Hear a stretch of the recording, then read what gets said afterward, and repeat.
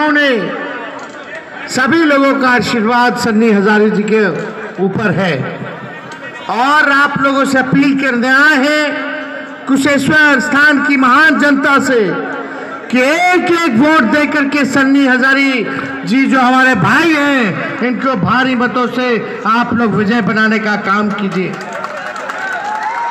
आप सब लोगों को बता दें कि डॉक्टर की सलाह पर चोट लगा है हमारे कमर पर और डॉक्टर ने बोला कि भाई आप तेजस्वी जी 3 हफ्ता का बेड रेस्ट कर लीजिए। हम बोले कि 3 हफ्ता कहाँ समय है, 3 हफ्ता में तो चुनाव खत्म हो जाएगा।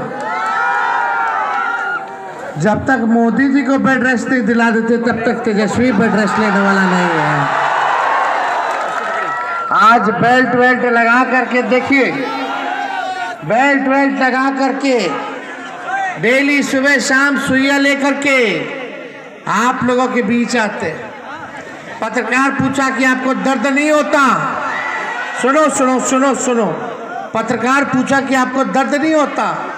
तो हम बोले जो बेरोजगारी का दर्द मेरा भाई सह रहा है, नौजवान सह रहा है, उससे ज्यादा थोड़ी है।